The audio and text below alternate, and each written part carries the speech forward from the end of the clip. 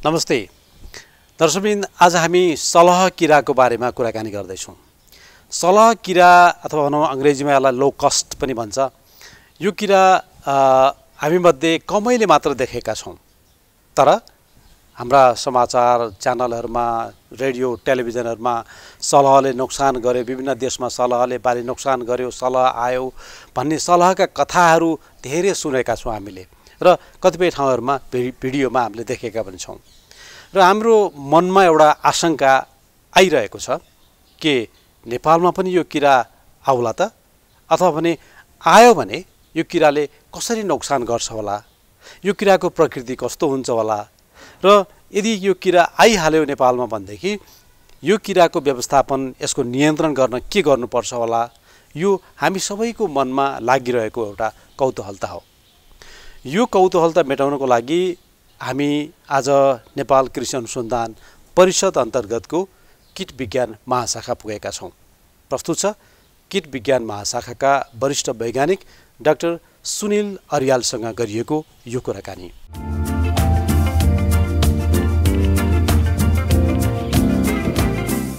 Doctor साहब, अब यो विभिन्न देशमा सलह किरा आयो, सलह किराले बाली नोक्सान गर्यो भन्ने कुराहरू सुनेका छौँ, हामीले टेलिभिजनहरूमा देखेका पनि छौँ, र नजिकैको छिमेकी राष्ट्र भारतसम्म पनि आइसकेको, पाकिस्तानसम्म पनि आइसकेको भन्ने कुराहरू पनि सुनेका छौँ। र यो किरा कस्तो किरा हो, यदि आयो भने नेपालमा कसरी आउँछ होला, यसको बारेमा बताइदिनुहोस् न। यो जुन अहिले विभिन्न सञ्चार माध्यमहरूमा आइरहेको जुन यो सलह भनिएको छ, यो चाहिँ एक मरुभूमिमा बस्ने सलह हो, डेजर्ट लोकस हो। यसको वैज्ञानिक नाम चाहिँ सिस्टोसर्का ग्रिगारिया हो, र यो चाहिँ खास गरी यसको चाहिँ प्रजनन दुई मौसममा हुने गर्दछ, एउटा वसन्त ऋतुमा र अर्को चाहिँ यो समरमा, ग्रीष्म ऋतुमा। यसपालिको यो सलहको जुन झुन्ड छ, यो चाहिँ कस्तो छ भने 2018-19 देखि नै यी झुन्डहरू यो अफ्रिका महाद्वीपका विभिन्न इथियोपिया, जिबुटी, सोमालिया, केन्या आदिमा यसको प्रजनन भइरहेको थियो। र यसपालि यो 2020मा चाहिँ अलि त्यहाँ मौसम अनुकूल भएको कारणले यसले चाहिँ यो चाहिँ विभिन्न समयमा, यो वसन्त ऋतुको पनि विभिन्न समयमा प्रजनन गर्दै त्यो बच्चाहरू बनाउँदै खाँदै वयस्क भएर त्यसको झुन्ड फेरि उडेर गएर यो मध्यपूर्वका देशहरू इरानसम्म पनि पुगेको, र त्यहाँ पनि वंशवृद्धि गर्दै फेरि वयस्कहरू चाहिँ उडेर यो पाकिस्तान हुँदै भारततिर फैलेको यो चाहिँ वसन्त ऋतुको यो पुस्ताहरू हो। यसमा के हुन्छ भने यो चाहिँ यो जुन सलह छ, यो चाहिँ दुई प्रवृत्तिको हुन्छ। खास गरी यो एक्लै बस्ने एकल प्रवृत्तिको समूह, यो एकल प्रवृत्तिको एउटा हुन्छ भने अर्को भनेको समूह झुन्डमा बस्ने। अनि यो सलहको यो झुन्डमा बस्ने वयस्कहरूमा पनि यो चाहिँ अपरिपक्व अवस्थाको वयस्क र परिपक्वको अवस्थाको वयस्क हुन्छ। र अपरिपक्व अवस्थाको वयस्कहरू चाहिँ यसले फुल पार्न सक्दैन, तर यिनीहरूले धेरै खाने गर्छ र यसको रङ चाहिँ गुलाबी रङको हुन्छ भने यो एक्लै बस्ने प्रवृत्तिका यो सलह चाहिँ यो चाहिँ पहेँलो रङको हुन्छ, र यो चाहिँ यिनीहरू चाहिँ फट्याङ्ग्राको एक किसिमको प्रजातिमा पर्दछ। अब यो किरा त उडेरै आउँछ होला होइन, यति टाढा भनौँ न इरानदेखि आएको भन्ने पनि सुनिरहेको छ। यो किरा के उडेरै आउँछ यहाँसम्म? वयस्कहरू जब यसले झुन्डको अवस्था धारण गर्छ, धेरै सङ्ख्यामा सन्तान उत्पादन गरेपछि यसको झुन्डहरू बढ्दै जान्छ, र त्यो झुन्डहरू नै पनि त्यो अपरिपक्व वयस्कका पोथी भाले जो पनि त्यो समूहमा चाहिँ उडेर एक ठाउँबाट अर्को ठाउँमा गर्छ। र विभिन्न अध्ययनहरूले के देखाएको छ भने यो चाहिँ दैनिक 150 किलोमिटरसम्म पनि उड्न सक्ने, र यो चाहिँ खास गरी हावाको बहाव जता जता छ, हावाको बहावसँगै उड्नलाई यसले सजिलो हुने भएर हावाको बहावको विरुद्धमा यो उड्न सक्दैन। र यस चाहिँ एक दिनमा 9 घन्टासम्म पनि लगातार उड्ने, तर सरदरमा दिनको 2 देखि 4 घन्टा एक ठाउँबाट अर्को ठाउँमा सहजै उडेर जान सक्छ। अब हामीले हाम्रा बुढापाकाहरूसँग कुरा गर्दाखेरि हामीले सुनेका थियौँ, सलह किरा आयो भने आकाशै पुरा ढाकेर आउँछ, पुरा अँध्यारो भएर आउँछ, आयो भने बालीमा एकैचोटि यो किरा चाहिँ लाग्छ र एकैछिनमा चाहिँ बाली सखाप बनाइदिन्छ भन्ने कुराहरू पनि हामीले सुन्दै आएका हौँ।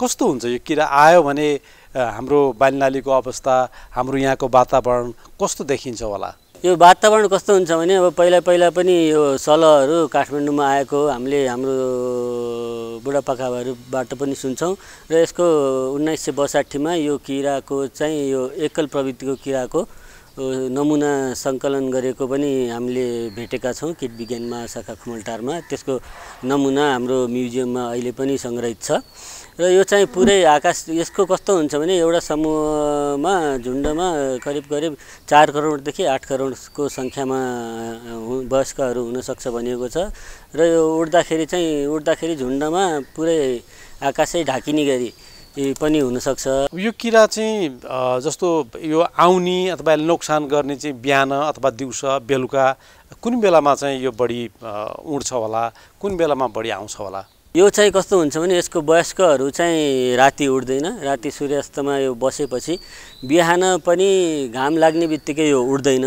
घाम लागेको केही समयसम्म यसले घामबाट 2-3 घण्टासम्म इनर्जी लिएर घाम लागेको 2-3 घण्टापछि फेरि दिउँसो यो एक ठाउँबाट उडेर अर्को ठाउँमा जान्छ।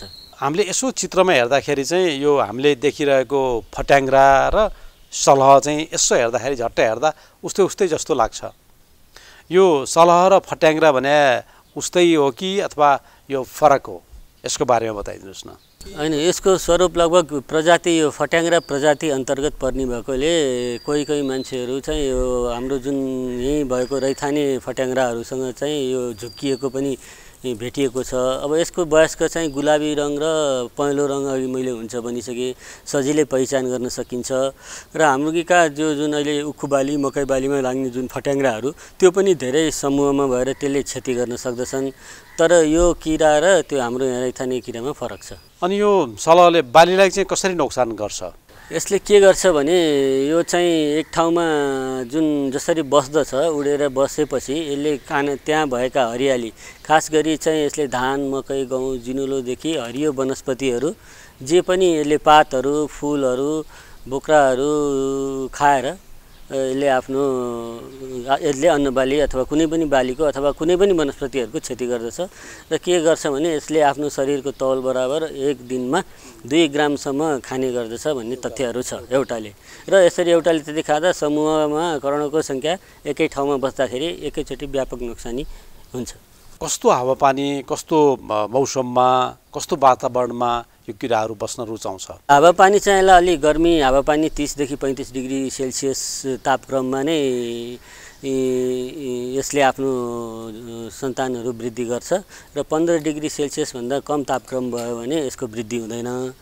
र यसले चाहिँ खास गरी यसपालिको समूह चाहिँ यो मरुभूमि क्षेत्रहरूमा यो अफ्रिका र मध्यपूर्वको क्षेत्रहरूमा चाहिँ लामो सुक्खा समयपछिको बर्सातले गर्दाखेरि यसको लागि उपयुक्त वातावरण बनेको हो। खास गरी कुन बाली चाहिँ यसले मन पराउँदो रहेछ? जस्तो हाम्रो यहाँ त अब लोकल बाली भनौँ न, स्थानीय बाली पनि छ, उन्नत जातको हाइब्रिड खालको बालीहरू पनि छ।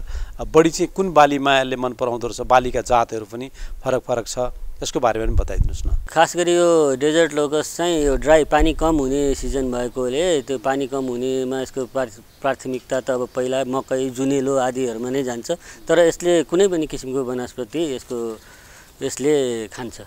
तर यसको बढी प्रिफरेन्स चाहिँ जुन यो जुनेलो मकै यो ग्रामिनी फ्यामिलीका छन् बालीहरू, त्यसमा चाहिँ बढिरहेको पाइएको छ। बालीको पनि जस्तो विभिन्न अवस्थाहरू हुन्छ, कुन अवस्थामा चाहिँ यसले बढी नोक्सान गर्दो रहेछ? बालीको पनि जुनसुकै तपाईँको बाली नर्सरी अवस्थादेखि लिएर बाली ठुलो वयस्क हुने बेरसम्म कुनै पनि अवस्थाको बालीमा यसले क्षति गर्न सक्छ।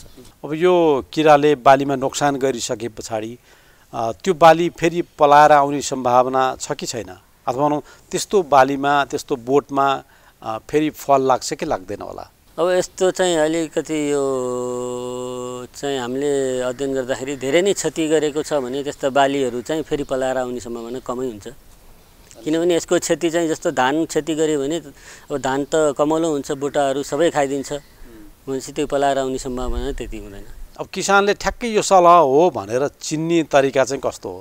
यसको लक्षणहरू प्रकृति हेर्दाखेरि कस्तो देखिन्छ होला? यो सलहहरू भनेको एक्लै दुक्लै हिँड्दैन, झुन्डमा आउँछ र हामी कहाँ यसको चाहिँ यो झुन्डमा रहने सलहको प्रजनन हुने सम्भावना नभएकोले हामीले चाहिँ झुन्डमा आकाशमा उडेर आएको सलह सजिलै पहिचान गर्न सक्छौँ। र अघि मैले रङको पनि कुरा गरेँ। अब अपरिपक्व वयस्क चाहिँ गुलाबी रङको हुन्छ र परिपक्व वयस्क चाहिँ पहेँलो रङको हुन्छ। हामीले यसरी पहिचान गर्न सक्छौँ। अब हामी यसको नियन्त्रण व्यवस्थापनको कुरा गरौँ।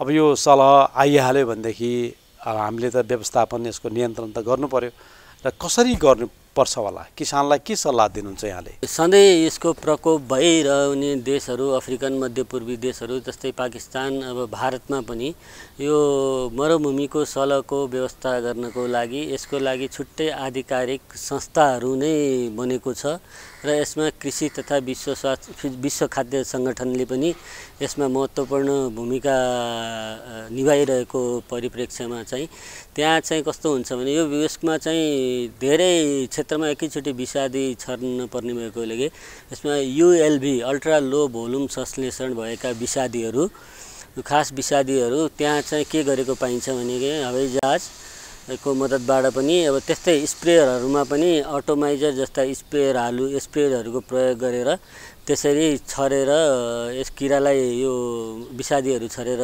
मारेको पाइन्छ। तर हाम्रो देशमा चाहिँ यो युएलभी संश्लेषण अहिले यहाँ पञ्जीकरण नभएको अवस्थामा पनि हामीले भर्खरै मात्र विश्व कृषि तथा खाद्य सङ्गठनका यही सलह विज्ञसँग छलफल गर्दाखेरि चाहिँ कस्तो हुन्छ भने बिहानी राति पनि विषादी छर्न उपयुक्त हुँदैन, देख्दैन हैन। बिहान पनि यदि सलह बसेको अवस्थामा यदि आइहाल्यो भने त्यो अवस्थामा बिहान घाम लागेपछिको 2-3 घण्टा हामीसँग समय हुन्छ।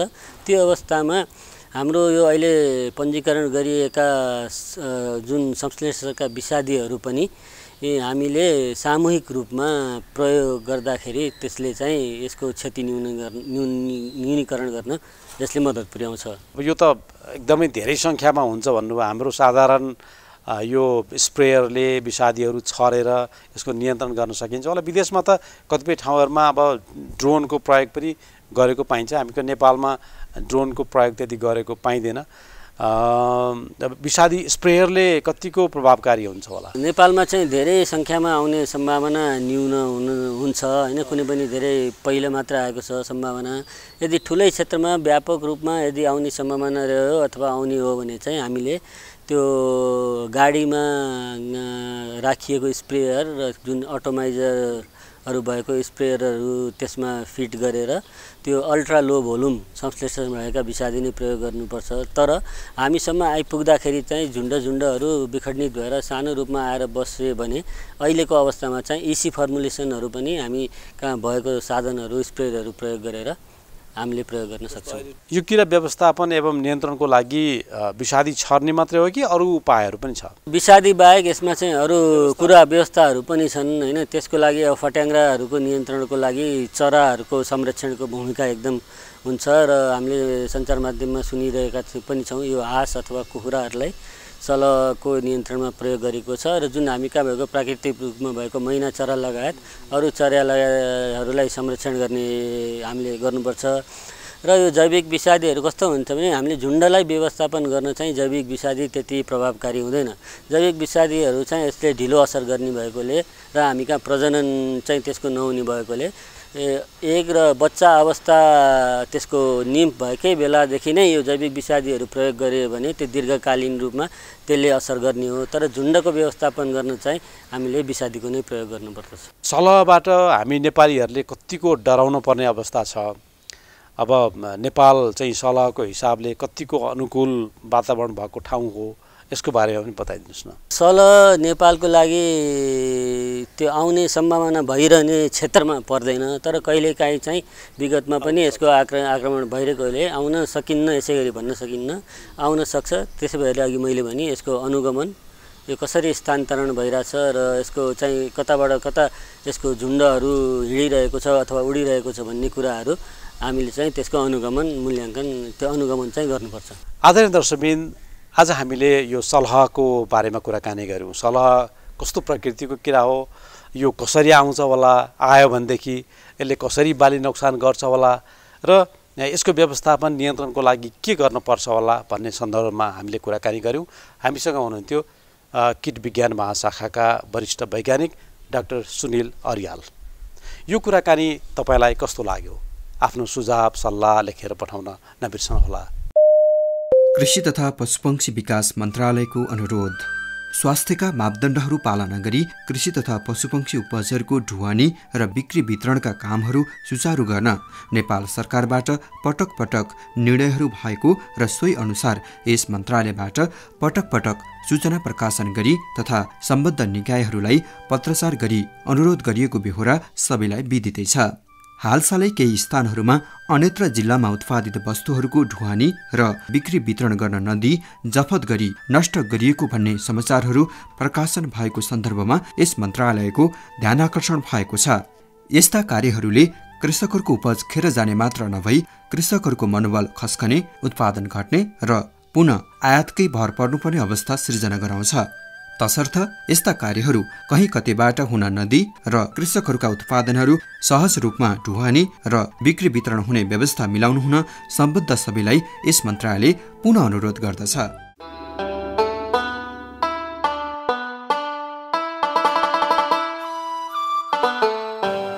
हैन कतिका हृष्टपुष्ट गाईहरू हेर त। होइन यतिका सारा गाईले के खुवाउँदा आफ्नो त जति खाए पनि जस्ताको तस्तै खैके खर्च मात्रै बढाइ छ।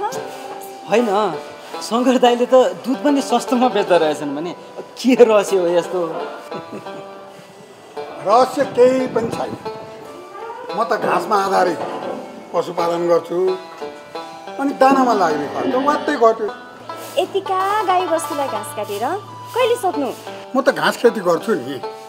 गाईलाई भोग लाग्यो कि घाँस काट्यो ल्यायो त्यही त हो।